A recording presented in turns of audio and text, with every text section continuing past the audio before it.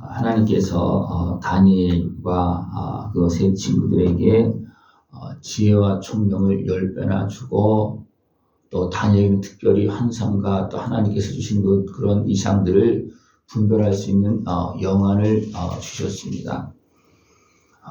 그런데 이 지금 어느 때냐면 남쪽 유다조차도 이제는 하나님 앞에서 참 어리석게 행함으로 인해서 하나님께서 이제 바벨론에 넘기는 그런 상황이 되어서 이제 다니엘과 이 사람들도 바벨론 포로로 끌려간 상황입니다. 하나님께서 여호야김 유다 왕입니다. 유다 왕조차도 바벨론에 넘겨주었다는 겁니다. 그런 가운데서도 다니엘은 거기에서 어떻게 합니까? 뜻을 정하는 거예요. 아예 이름까지도 바꿨습니다. 왕 앞에서 이제 일하게 하려고 이제 3년 동안 가르치고 준비시키는 과정 속에서 이름까지 바꾸고 관리를 하면서 그렇게 하는 이제 중에 다니엘 어떻게 합니까? 나는 당신들이 먹으라 하는 그런 음식들을 먹어서 몸을 더럽히지 않겠다. 그렇게 뜻을 정합니다. 이것이 쉬운 게 아니에요. 아예 나라가 망하고, 아예 왕이 포로로 끌려온 상태에서 거기에 끌려간 한 젊은 사람이 자기 뜻을 따라서 나는 여기서 정해진 대로 하지 않고 나는 내 뜻대로 하겠다. 끌려간 사람이 왕 앞에서 이제 세움 받아서 쓰임 받으려고 교육받는 사람이 자기 마음대로 하면 되겠습니까? 안 되겠습니까? 안 되는데 다니엘은 했다는 거예요. 근데 다니엘의 뜻이 어떤 뜻입니까?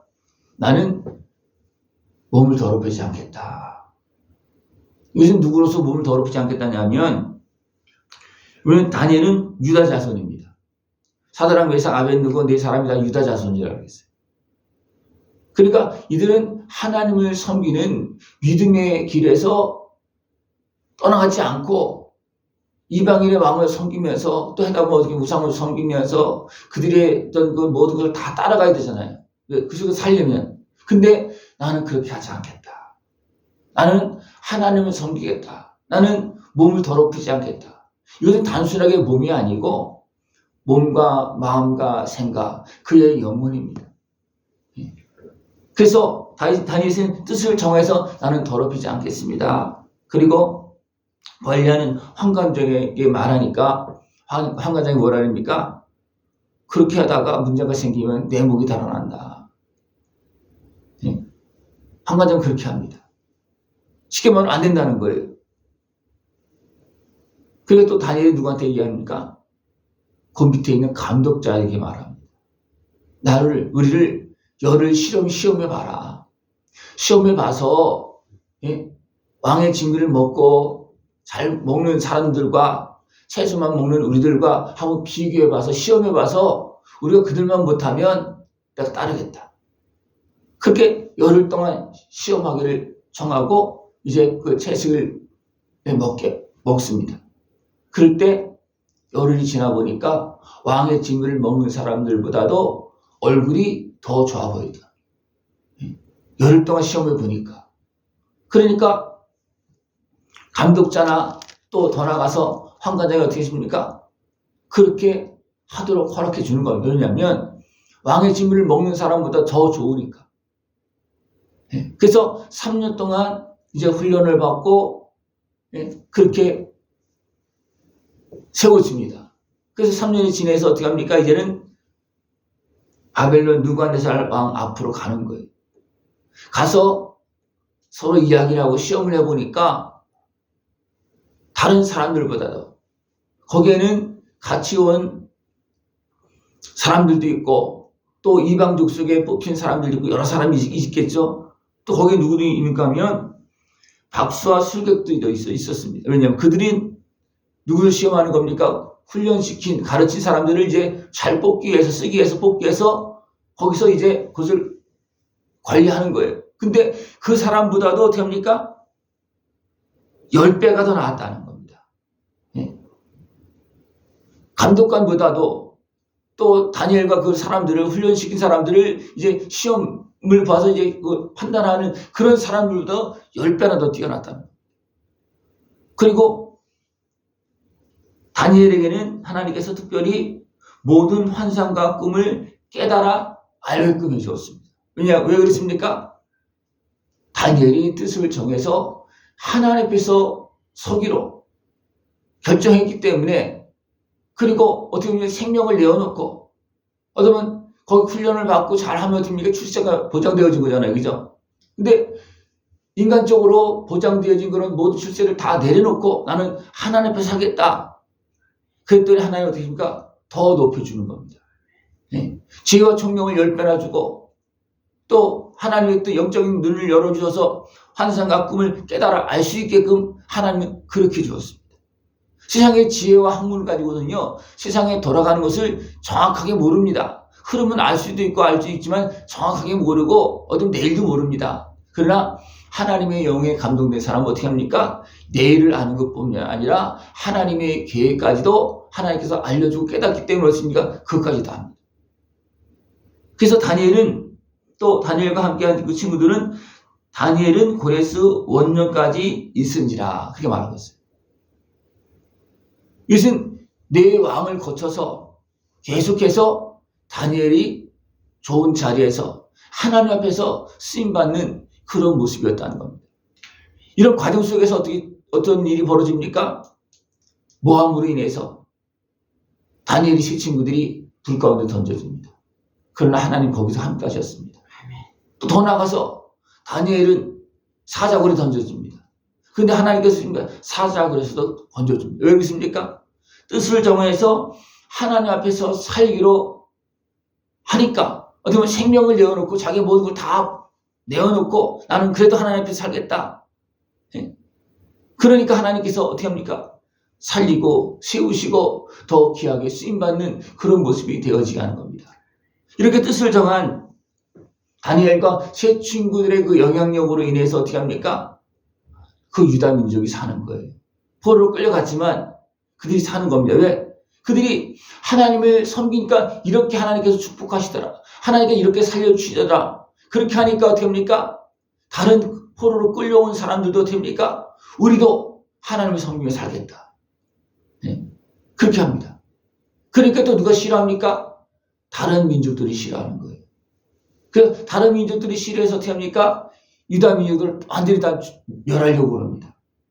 그러나 하나님 어떻게 합니까? 그들도 살려줍니다. 도리어 하나님의 백성들, 유다 민족을 해하려고 하는 그런 민족들을 아예 다 씨를 말립니다. 그렇게 하면서 하나님은 뜻을 정한 남아서 하나님을 섬기는 그들을 이제 결국 어떻게 합니까? 약속대로 돌아오게 합니다. 이 정결하게 되어지고 변화되어져서 돌아오게 하는 일에 누가 쓰임받는 겁니까? 다니엘과 친구들, 또 믿음의 사람들이 쓰임받는 겁니다. 왜 이렇게 쓰임받았습니까? 그들이 뜻을 정하여서 하나님 앞에서 몸을 더럽히지 않고, 이것은 단순한 몸이 아니에요. 그들의 신앙입니다. 마음입니다. 그의 심령을 더럽히지 않고 나는 하나님 앞에서 살겠다. 저들이 나를 쓰지 않는다 할지라도 나는 하나님 앞에서 살겠다.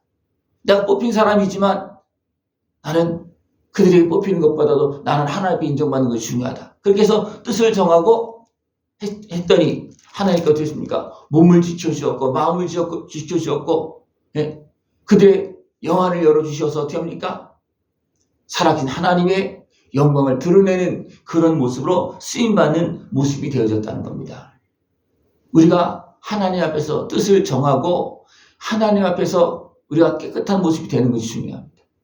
깨끗한 그릇을 사용한다 그랬잖아요. 그죠? 깨끗한 그릇을 사용한다. 아무리 금 그릇이라도 더럽혀진 그릇을 사용할 수 없습니다. 다니엘이 분명히 뽑힌 사람이에요. 인간적으로도 지혜가 있는 사람이고 용모도 아름답고 이런 학문도 익숙한 그런 사람입니다. 그러나 그가 마음이 더럽혀졌다면 어떻게 사용됐겠습니까? 그냥 이방인처럼 그냥 뽑혀서 그냥 쓰임받는 모습은 될 수 있겠죠. 그러나 그 민족 앞에서 하나님 앞에서 쓰임받는 모습은 안 됐을 거예요. 그죠?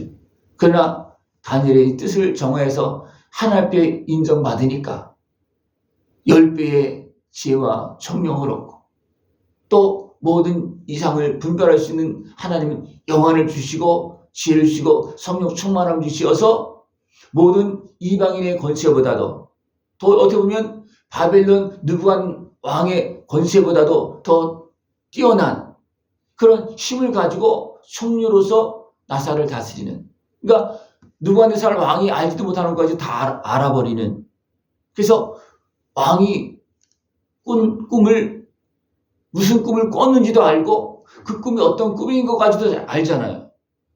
예, 자기 꿈을 꿔고도 그 무슨 뜻인지 모르는데 다니엘은 말하지 않아도 무슨 꿈을 꿨다, 이것은 무슨 뜻이다, 그것까지 알려주는. 왜 그렇습니까?